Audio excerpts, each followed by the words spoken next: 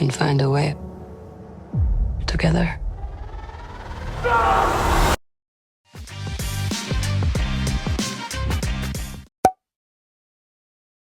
Movie just around the corner, I thought it was about time to do a video on who exactly the mysterious Sentry is.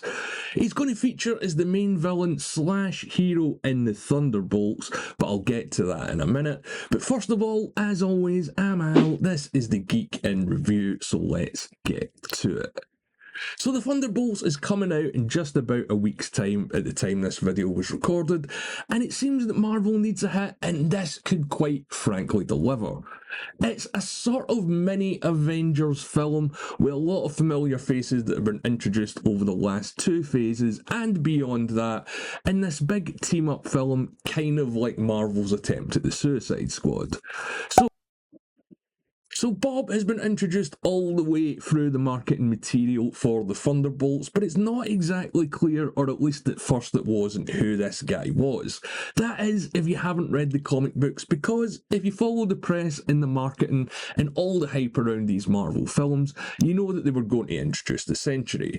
So who exactly is this guy, and how exactly does he fit into the Thunderbolts? He first appeared about 25 years ago in the year 2000. Now, in the movie, they keep referring to him as Bob. In fact, in none of the marketing material so far, I don't think they've even used the term Sentry. But the Sentry is essentially Marvel's Superman. And I know that's kind of a bit vague and a bit of a cheap-out, cop-out comparison, but hey man, that's exactly what it is. Like and subscribe. Before he becomes the Sentry, Bob is known as Robert Reynolds. Now expect Marvel, as always, are going to change his origin story for the MCU, because it is pretty dark in the comics.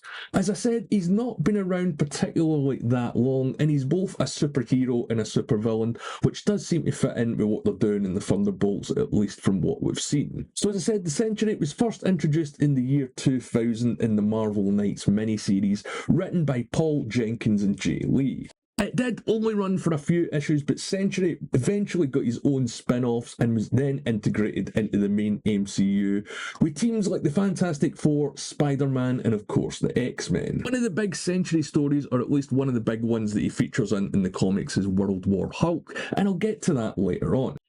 Now, the version of the Sentry is a little bit different in the Thunderbolts than it is from the comics. Because in the comics, Bob Reynolds is a drug addict who breaks into a lab and takes the Sentry serum. Now, what is that exactly, you ask? Well, in both the Marvel comics and the MCU, the original super soldier serum that Steve Rogers took has tried to be recreated, tinkered with, improved over the years. They even said that it led to the creation of the Hulk and the Abomination in the MCU. And the last time we really got a mention of it, apart from the last Captain America film, or at least the last time it was part of a story point, was during the Falcon and the Winter Soldier show. So people have been working to try and recreate this serum since the Second World War. And what makes the Sentry serum so different is it's thousands of times more powerful than any of the super soldier serums before that. So that is what makes this guy Marvel's Superman. He's called the Golden Hero, he's called the man with the power of 1,000,000 suns, and that's pretty much the idea. But Bob being a drug addict, I don't see them fitting that into the Thunderbolts film, because Marvel never really touches on those issues. In fact, comic books in general, mostly, I know there's exceptions to this with different characters and storylines, so don't mention anything in the comments, but they tend to stay away from the whole sort of drug use in comics, because obviously you want to sell it to kids.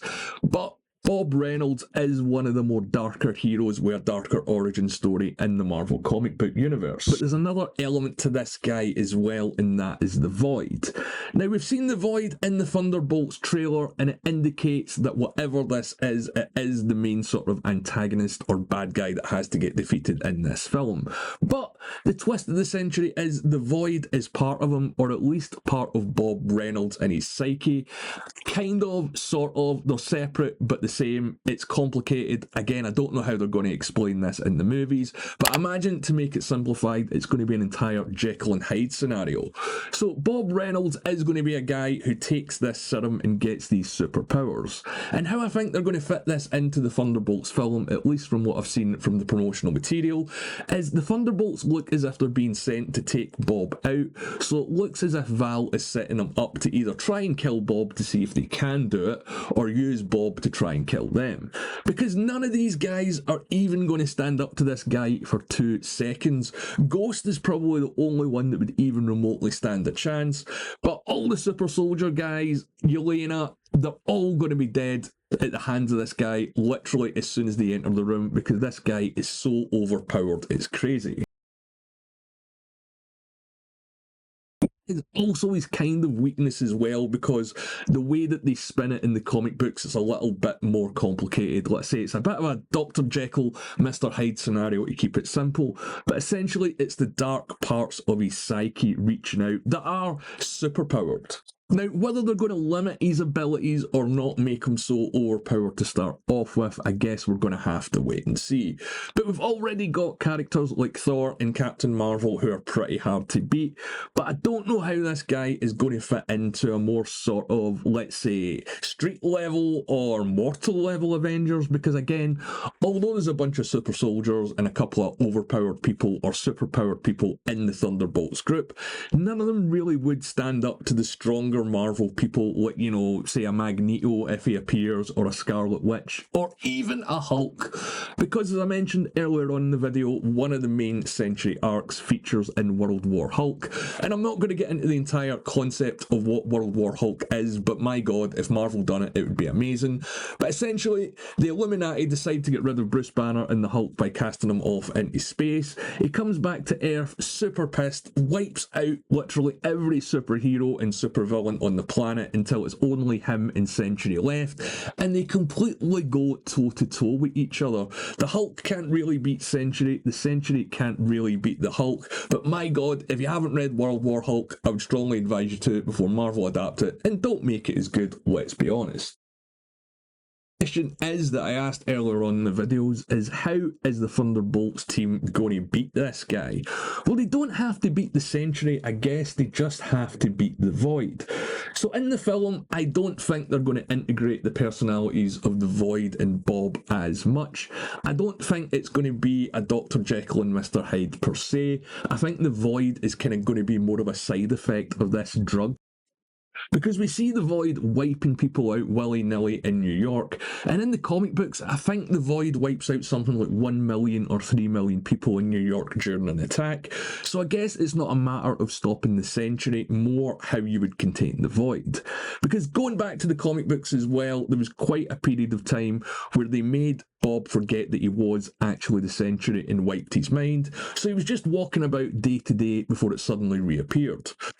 There are also periods of time in the comic books where the Void isn't present, where he thinks he's managed to contain it or managed to get rid of it entirely. So I guess that's how the Thunderbolts are going to end up winning and not dying at the hands of evil Marvel Superman, is they're going to work out some way on how to contain the Void, a bit like the whole Black Widow Hulk lullaby thing, but we're gonna have to wait and see. But what do you guys think? Are you familiar with the Sentry in the comics? How do you think they're going to do him justice in the Thunderbolts? And is the movie going to be any good? Let me know in the comments below, or you can reach out to me at The Geeks Reviews on Twitter. If you've made it this far, as always, leave a like and subscribe to the channel. And my name's Al. Thanks for watching.